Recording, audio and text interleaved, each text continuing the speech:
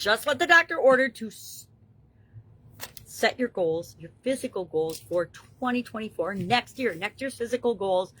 It's time to start setting our goals for next year. I don't know about you, but I always set my goals for the following year in the month of December.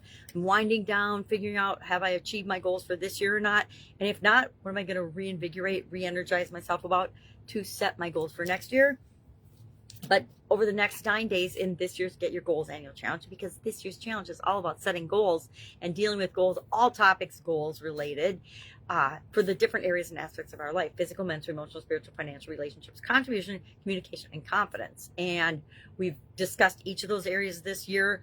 We spent an entire month on each of those areas and what it has to do with goal setting.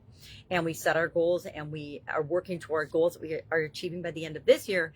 But before we even get them, we want to go ahead and set next year's goals so we keep moving forward and making progress. We don't just do a one and done and then we just don't think about our goals ever again. We want to make those processes and goal setting an automatic part of our life and our continuous improving journey. So today, our idiom for supersize your business was just what the doctor ordered. This is a relatively new idiom. It just has been around since the 1900s, when people have been going to doctors and care providers for a long, long time.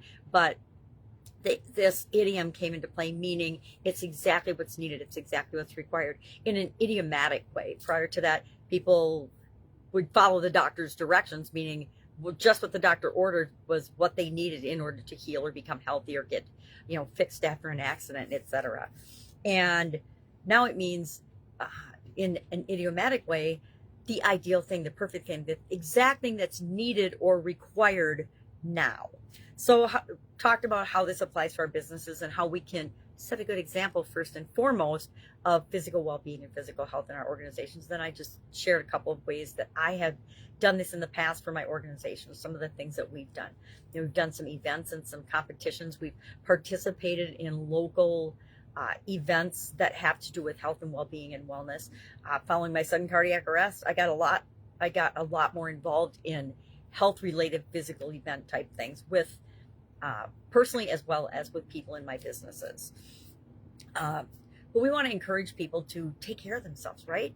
If people don't take care of themselves, they're not going to have the energy, both mental and physical and emotional, to help us to grow and build and supersize our business. And we talked about that ultimately it is our responsibility to create the life we want, the business we want, and the health we want by our choices and decisions and actions that we take, right? No doctor is going to do it for us. I guess I didn't really talk about that, but I have very strong feelings on this, that we are first and foremost responsible for our health and well-being. We go to doctors for prescriptions and advice sometimes, but we need to, just like listening to the media, think about what they tell us and ask ourselves, does that feel right to me? I was working with a client the other day that had just been to the doctor for something because the person hasn't been sleeping. Found out that their sleep aid was giving them super duper high blood pressure. So they're like, okay, can't take that anymore. Got to do something else. And then whenever something changes like that, you start all over again with new doctors. And nowadays, the way the medical profession is set up, doctors don't have a lot of time to look at and go back and read your chart, which is, kind of unconscionable, because if they don't know your history and they don't listen to you, how are they going to know how to help you? I think medicine's become, just like everything else, a big business, and it's burn and churn people as quickly as you possibly can, which doesn't serve any of us very well. So I think there's a place for some of the new things that are coming out now that will really help people to live better lives. And it's not necessarily strictly the medical profession as we've known it through my lifetime. Don't get me wrong. I love doctors. I love medicine. Because if it weren't for medical miracles, I would not be sitting here talking to you today. Very few people survive a sudden cardiac arrest. Even fewer people survive and get through it unscathed. And I count myself very blessed in that.